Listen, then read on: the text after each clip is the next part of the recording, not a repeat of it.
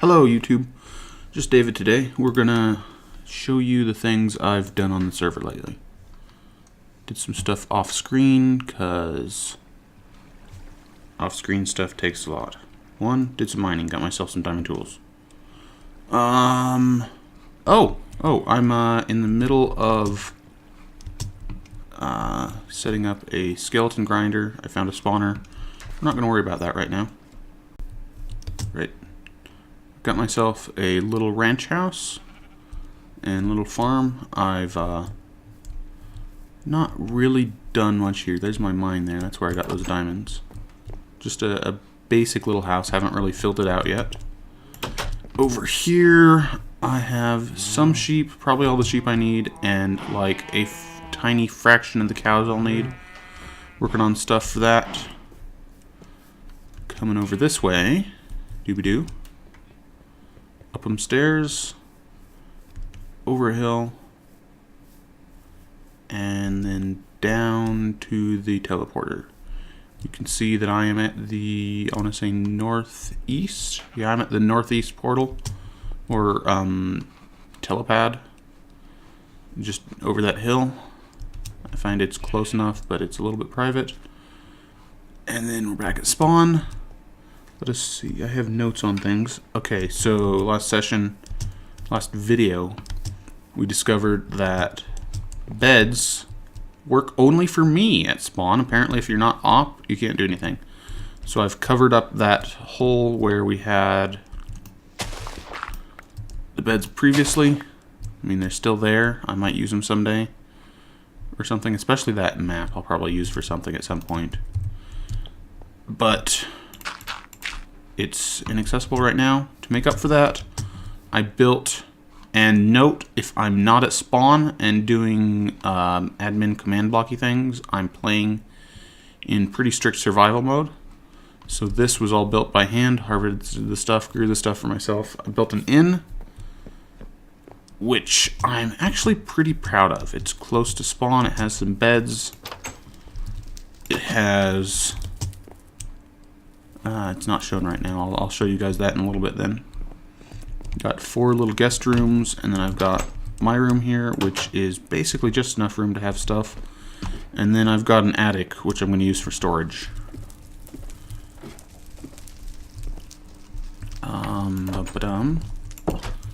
Coming back downstairs, we have a... Oh, hey, there's some chicken. Didn't expect it to wind up over there. I have chicken that usually appears here at the table. I'll show you how that works in just a moment. And I have a fireplace here. I actually originally almost burned the end down when I lit this because I didn't realize I hadn't yet turned off fire tick. I thought it was off. It was not. It burned down like half of the inn and a little bit of the tree out back. And then here I just have a little space under the stairs and a secret button door, which leads me down to a lot of chickens. I'm going to mute them real fast. Hostile, friendly creatures. Okay, so what we have here is a apparatus for taking chickens and turning them into cooked chicken and then delivering them upstairs. So what I have first is I have 2 chambers with chicken. I built this one first, and it's just a pretty basic chicken reactor. You have chickens, you have a hopper. The hopper fed into a deployer, no, a dropper, which fed into a deployer, which threw the eggs back in, which let me just run that for a while and get a whole bunch of chickens. After I felt I had enough chickens, I turned that off. And then rerouted it so that now any new eggs get thrown into this second chamber. The second chamber, you'll see, has a half slab and then baby chickens, and then another deployer here with a lava bucket in it. What happens is when an egg is laid here, it gets put into, let me check, this deployer here, which used to be a dropper pointing to there, but I changed it out so it points over here. it puts the egg here. 1 time in 8, we'll get a baby chicken. I get eggs pretty rapidly because I get a lot of things. Then I have over here a comparator, which detects when there's an egg in the dispenser, which then lights up, feeds this, and that triggers it to go back, and that throws. This one here is so that if somehow I get multiple eggs, that this would be on, and then it would be on, and it would just lock itself on. But this actually feeds back into that, shuts off the comparator, and makes it flicker, and it goes click, click, click, and so it can throw everything through. And so then we get everything thrown through that way. At the same time, we have it coming over here. There's a piston under here and a block there. That means that when the power hits the gravel, it powers the piston, which pushes the gravel up and breaks the redstone connection. That gives me a single tick, which is as fast as you can get redstone in the game, basically, which then feeds over into this system, which has a short and a long path. So for every pulse, I get it to go twice, which means it drops and then almost immediately picks back up the lava. What this does is the young chickens are short, but the tall chickens actually pop up into the block where the lava is. They get lit on fire, and then the lava is gone by the time they're dead. So they die, they burn, which creates tasty, tasty cooked chicken, which falls into the hopper underneath them, and then it gets fed through a hopper chain into this deployer. Underneath, I basically just copied the schematics for an item filter. Apparently I can no longer get over there to show it to you, but it just pulls the feathers out, so I'm not sending feathers upstairs, and the chicken goes straight through to this deployer. This has another instance of just the detect and pulse thing. Chickens get wound up in the dropper, and then I'm gonna throw a couple in there, and you'll see how it gets sent up. The dropper drops it in here. This is a solid column of solid blocks. And so when you have an item in a solid block, it floats upwards. And so it floats up. I've got solid ground all the way up to the surface of the inside of the inn. I dug through and made sure there weren't any little caves in the way. So then you come out, and so this is the chickens I was carrying, so it's not usually this many, but pretty regularly we'll have some cooked chicken just floating here at the table, and there's a little bit of a horizontal scatter because the dropper is a little bit random, and I didn't care to bother correcting that for that. But so it'll spit cooked chicken up, and there's usually 2 or 3 floating around if I haven't just walked through and picked everything up. And it's delicious, and I've been eating it since I bothered setting it up, and now I'm no longer starving and chewing on melon.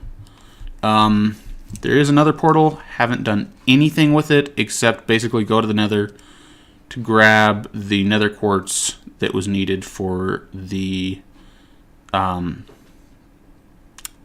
know the word, for the comparators. It's almost sun. I'm going to cut here, and then we'll show you this building. And then I think I have some other things to show as well. Oh yeah. Then we'll show you other stuff. But cut. See you in the morning. It's no longer evening. It is now morning. Hello, Internet. I have built a little chapel-esque building here, which I've put down in the enchantment table, and I'm working on getting the bookshelves for it. That was that cow farm you saw earlier was for. This is just sort of a public service. I've got it. I'm pretty happy with it. This wall is up against a hill, so I got to stick glowstone behind that. And between that and a couple of carefully placed glowstone lights, this place is all nicely lit up inside. I don't know. I just like having. I don't know. This is the second time I've done it, and I think it's a pattern for me. But I like just, having it so that there's a little chapel or church looking thing with the enchanting table there. And so it goes. Oh, yeah. Also, I have armor now, and I made a shield with a banner on it. Both are cool. Never really used a shield, but it's kind of a replacement. One thing you might notice is that I have not spent the diamonds on a sword. I've just been using an axe to fight. It does almost as much damage, and it saves me a spot on the inventory. Now we're probably going to cut and show you John's place. So here is John's place. You remember in the last session we were working on leveling out the place over there. John has since built his house, and we've put in a couple of little bridges. I built that one, and it looks like John added that one just because, to make it easier to get back to the warp. And speaking of warp, how about that fast forwarding in episode 1? I did not realize until I was editing that at double speed, John and I sound like Valley Girl chipmunks. It's a little bit disturbing, honestly, to me. And I'm going to have to reevaluate my speech patterns. Because, like, totally, man, it's a little disconcerting, you know? But let's say that again at chipmunk speed, right? But totally, man, it's a little disconcerting, you know? It's kind of creepy. And back to regular speed. And John has built this. This is new. I've not seen this. I did some help with the terraforming, but John has built the house himself. I'm really quite happy with that bridge he made. It looks good. I put in the pond here. Oh, and now that the bridge is there to prevent this stuff from freezing, we can take out these, which were in the way. Reclaim the torches that I was using to keep the ice from melting. But yeah, there's the original little hut we had. Here's John's place. I don't think there's anything inside right now, and I'm not going to show you anyway, because a little bit of like his stuff. And then down underneath, I added kind of a fill pond and a little bitty dam here. And so it goes. It's looking pretty nice, really.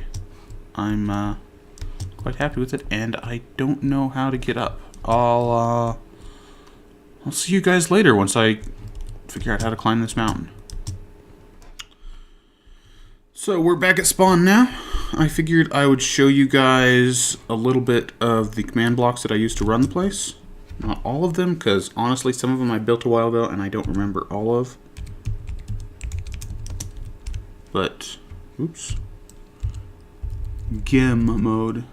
How about game mode? Now I'm in creative mode. You'll notice now I am spawned by little arcane symbols. I added that. I'll show you guys that one first. Just cause. So let's see. That is run by literally just this command block. It's just at anybody who's in creative mode, give them the enchantment table particles in just a little area around them, and I'm turning that off because it's annoying. That's more for like when I'm out in the world and playing the admin. So yeah, so these are the commands I use to run the teleporters. This one is just one of these swanky new 1.9 command blocks. It just automatically runs the command every tick, which I believe is 20 times per second. And what it does is, at the appropriately named armor stand, which probably could be abused. I don't think I might have to blur that. Honestly, probably won't. And if anyone's in survival mode, it puts them in creative mode at a radius. You'll note I've fixed the radiuses here because the radius is 14 instead of 13. So you actually have a bit of a disjoint, so you can't stand right on that border and have it toggle you back and forth like it did before. And then this is just a series of command blocks that I've added to take out things that can destroy blocks. so that you can't have an explosion or an Enderman picking up a block or something like that, or have someone drop sand in and bury the teleports, just so that the teleports are a little protected. I have a more complete version running on an old redstone clock for spawn, which deletes basically anything hostile instead of just the things that can remove blocks. Like for instance, a zombie could follow you into the teleport zone, but a zombie cannot follow you into the actual spawn chunks. You'll note here that it looks like a creeper spawned at some point and was immediately killed. And I've got 2 of these because you see the glass up there is actually the protected chunks where players can't edit stuff. That's protected above ground. But down here I have a slightly larger area I'm working with for the command blocks, centered around the actual chunk of the spawn and not just the border from like the actual origin of spawn. And I have those protected as well. Let us see, what are these? Oh yeah, this one, if somehow a player follows me down the hole, like if I punch open the light I had up there or whatever, they can fall down and land on this, and then it will lead them out. We'll use that later. That's just a teleporter that takes you up to the main telepad. But for instance, I love these new 1.9 command blocks. This is so much cleaner than all of these and having to have 2 command blocks devoted just to powering the redstone clock. I think it's easier on the server. Each of these commands, literally, you just get close enough to the proper armor stand that teleports you, and it teleports you to the right spot. I have another secondary set of command blocks here that you trigger with a button, which actually gives me the command, the armor stands that do stuff. Okay, yeah, and I've locked them so only someone in creative mode can use them. Why do I have a chest here? Oh, it was just crap I was fiddling with when I was in creative mode. So here we have some of the things. Here's the sleep voting. It's on the old clock. It is very minimal. All it does is it takes a command block that tests for the number of people who are in the sleeping state and who are in the not sleeping state, and it uses a couple of comparators to pull those out, and it compares them. And so literally if the variable are more than the other one, and I think it peaks out at like 16, but I don't think we're ever going to have that many people on the server at once. It runs, and then it triggers the thing, and it runs the step time forward by 1,000, which is like an hour or something, and it sets the weather to clear. And then it does that thing where it feeds back and it locks the comparator for a second, so it keeps blinking, so it keeps happening if need be.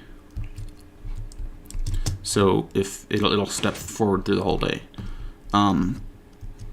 This is for the, let me check my notes, the jump node.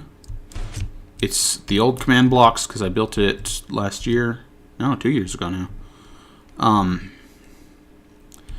But basically, it's these are like giving the proper jump node stats. This one is testing things. This one is giving another stat. That one tests if someone does a whatever. Yeah, really, it's just a number of checks, and it'll run things. This is what I use to check if someone's there. This may no longer be the thing.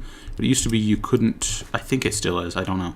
You couldn't check and all in one command block see what was below someone. So what I would do is I would copy the block below this person in the condition that I wanted. In this case, it's someone who has 30 levels and has just thrown a potion. It'll check what's below them, and it'll check what's below the potion. If under both of them is the diamond block, then it meets the criteria, and it goes through and it like removes the diamond block and removes the 30 levels, and I don't remember if it gets rid of the potion or if it just lets it splash, and it creates the jump node on the place. And that's basically the system. So what it has to do is, relative to the person, it copies the thing to this exact spot, and then it can test from this particular spot, because it wouldn't let me test relative to the person, just because. And so similarly, this is a thing for summoning the Storm God boss that I made. You have to have 5 slime blocks in the right spot, and then you have to drop water, and that also has to be relative to a lit TNT, and then it runs through a bunch of tests.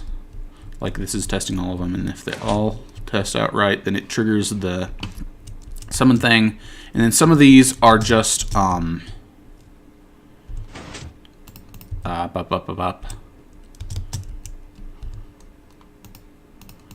just driving like some of the behaviors. Like over here we have, technically in this area but unconnected, just a slow hopper clock driving some of the behavior of the Storm God. He'll throw lightning at people who are too close. Over here we have just some of the tracking for how things behave. And then this here, I believe, is for some of the loot you can get off the boss. I made a splash potion of lightning, which actually I'm going to go show you guys now. I believe I have a couple of copies. Actually, I probably have a copy in this chest. And no, that's just a potion of night vision. I'm going to come up here real fast and grab one. It's, the way oh, okay, so nothing in the suggestion box, but this chest down here is awesome. That's all there is to say for it. This way no one can get in. But we'll take that warp here. I just used one of those command stands, one of those armor stands. Actually, let's game mode 3, I think. Yeah, now I'm in observer mode, which lets me go through stuff. But you can see here that I have an invisible armor stand just acting as a thing. If you get close enough to it, it'll teleport you to a location, and because this one is go to spawn, that's just what I named it, and so that's what it'll do. And so I can come up here, get rid of that glass block, because I didn't actually earn that, I just used that to patch things. But yeah, I made a lightning potion. So what it does is I throw it, and it creates every tick a armor stand at the potion, right? And so the potion goes, and then the potion will splash at some point, and then that'll be the last armor stand created because there's no longer a potion to create the armor stands at. It does this thing, which I did, and I no longer remember how to do, where it cleans up armor stands, and then the last armor stand created, it'll summon a lightning strike at. And it looks like that. And it's so awesome.